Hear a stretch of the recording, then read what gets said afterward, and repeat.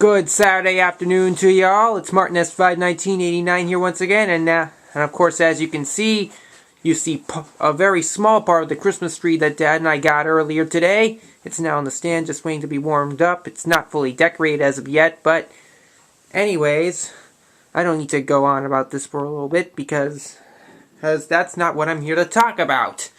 Because today, hey, it's now time for me to resume Martin Talkz, which I'll continue the holiday series now, in which for today's episode of Martin Talkz, it's this movie I'm reviewing. It's another one of my favorite holiday movies.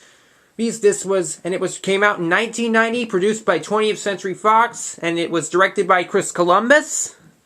And the musical score was composed by John Williams, and it's none other than that great classic, Home Alone. And this DVD here that you see here, this is the Family Fun Edition DVD. And we have the spine in the back. And it features some audio commentary by director Chris Columbus and star Macaulay Culkin. And it also has a review saying, "Being left behind has never been so much fun." Also has some featurettes, 15 exclusive deleted scenes or alternate takes, hilarious gag reel, and some set-top games too. And for the other cast members, it also has Catherine O'Hara as Kevin McAllister's mom, Kate McAllister, because we know Macaulay Culkin plays Kevin McAllister in this. Also has John Hurd playing Kevin's father, Peter McAllister, and a bunch of other people too, including Devin Ratray playing Kevin's brother, Buzz. And of course, it has even Macaulay's, and one of Macaulay's relatives, Kieran Culkin, plays Kevin's cousin, Fuller. And it also has Gary Bandman playing Uncle Frank McAllister, and I think and there's a bunch of others. And the film also, and the other two stars, major stars, also have the villains, Marv and Harry, as you know, because it has Joe Pesci playing Harry, and of course Daniel Stern playing Marv. And I'm going to show the DVD here. Here, going to open this up. No DVD guide, but it has a great disc. It has some disc art of Kevin looking like this as but after all, it's another. I think this is also my favorite John Hughes film of all time, even though he did not direct it.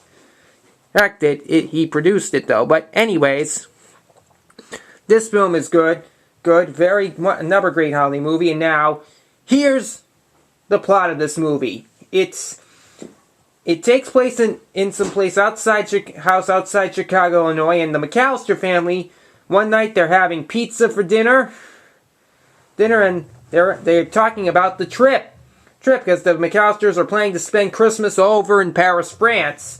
Of course, the dinner ends up getting ruined because Kevin actually does something wrong for Buzz, which causes Kevin to sleep in the third floor for the night. And then during the night a storm comes and the power goes out, and because of this, Kate and Peter get up and they somehow say, "We slept in," and they make a big mad rush for Chicago O'Hare Airport, in which they pretty much almost have everybody except one person, because and if you know which family relative that gets left behind, well, it's Kevin, because Kevin ends up being trapped home alone. And Kate worries and while on the flight to Paris, Kate begins to worry that they forgot Kevin, which causes Kate to go out and shout out, "Kevin!" Like this. She was worried. But in the meantime, Kevin is good to enjoy things home alone, and he even watches a fictitious gangster movie called Angels with Filthy Souls, which is a pun of the real gangster movie Angels with Dirty Faces, which that Filthy Souls has a scene which has even the gangster Johnny saying, "I'm gonna give you to the count of 10 to get to..." I can't remember what he really says, but he gets that thing up. But this short clip of that fictitious film is also available as a bonus feature on this DVD. And then, of course, after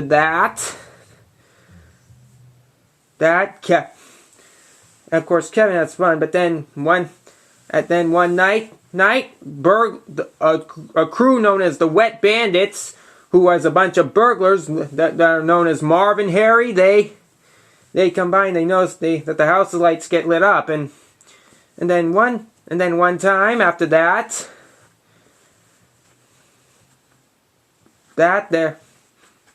after one night, then Meanwhile, while the rest of the McAllister family arrives at an airport in Paris, Kevin's mother calls on the phone and calls the police department, and the police then tries to conduct a search for Kevin, but they can't find him. But then after that, Kevin, because Kevin now ends up does taking Buzz's life savings, he decides to spend the money, and he goes out shopping, and he gets a toothbrush. He asks one of the store's clerks if the toothbrush is approved by the American Dental Association, but while he's at the store, he meets this is when we see a person named Old Man Marley, who's, my mom also calls him the Shovel Slayer.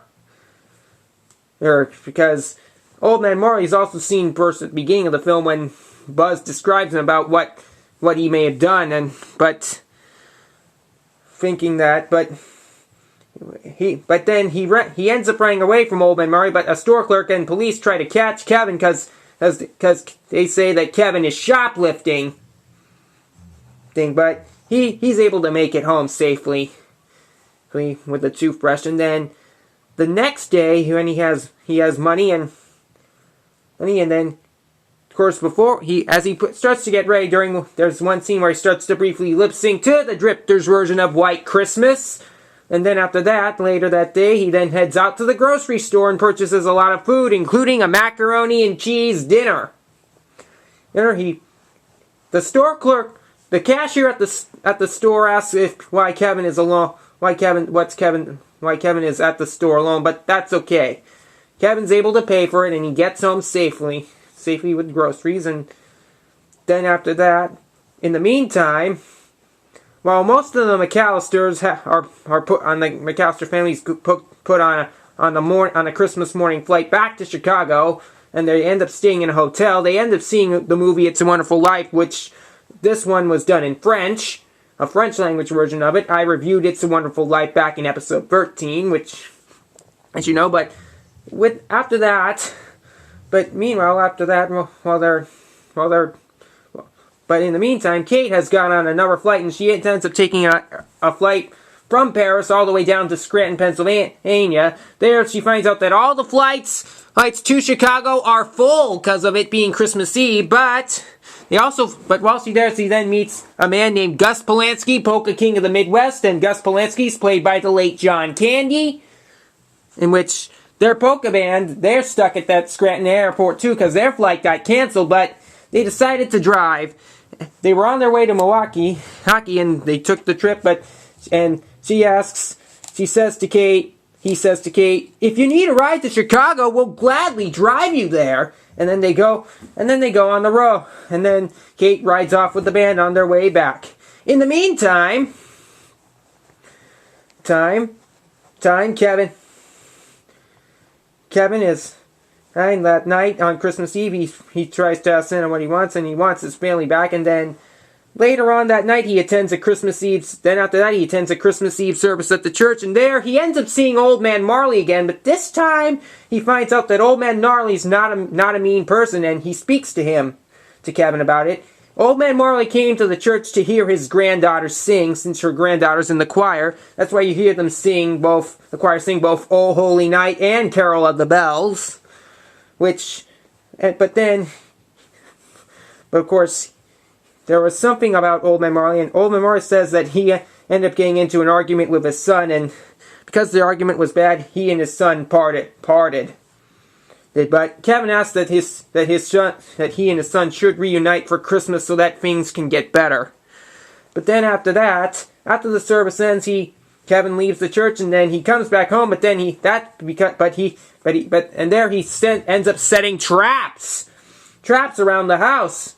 The reason why he sets the traps is because Marv and Harry have come, and with that, both Marv and Harry get heavily injured from all the traps and all this. This as Kevin gets successful. Of course, Kevin then runs across the street to the Murphy's house, which is heavily flooded because the wet bandits did flood it.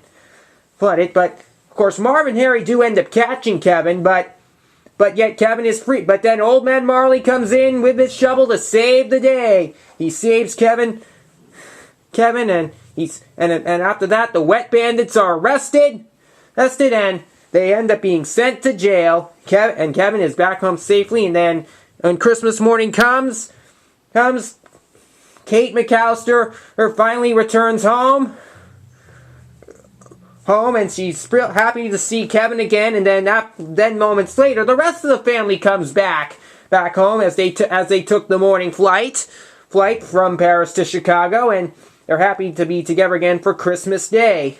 And the film then later that day, he then later sees Old Man Marley then be reunited with his son, and things go well, pretty much most. But that the film does end with one thing, because in the end, Kevin's brother Buzz does get extremely angry, in which he says in which the film's closing line, which he gets very mad, in which Buzz says, "Kevin, what did you do to my room?" Well, because of Kevin wrecking things in Buzz's room while the McAllisters were away. But overall, Home Alone is a very great movie. It finished as the number one box office movie of 1990, and it currently ranks as the highest grossing comedy movie of all time. Definitely a fantastic thing. It was also nominated for 2 Oscars for Best Original Score and also for Best Original Song for the song Somewhere in My Memory, which is also considered to be the theme from Home Alone, since the music goes dum dum dum dum dum dum, as the way John Williams did. Of course, it ended up walking away empty-handed at the Oscars, but yet this film was still a big success. That's money-wise, and the success of Home Alone led to a sequel, which the name of the sequel was Home Alone 2: Lost in New York. And speaking of that sequel, I will be reviewing that movie for the next episode of Martin Talkz, so you'll definitely not want to miss out on that. But after all, Home Alone's still a perfect movie, another one of the best Christmas movies ever made, perfect 10, so I recommend you go check out Home Alone when the holiday season rolls around. It's perfect. Okay, that wraps it up for episode 18 of Martin Talkz. I hope you all enjoyed my review of Home Alone, and as I said before, for the next episode of Martin Talkz, I will review the sequel, Home Alone 2: Lost in New York. But in the meantime, have a good day!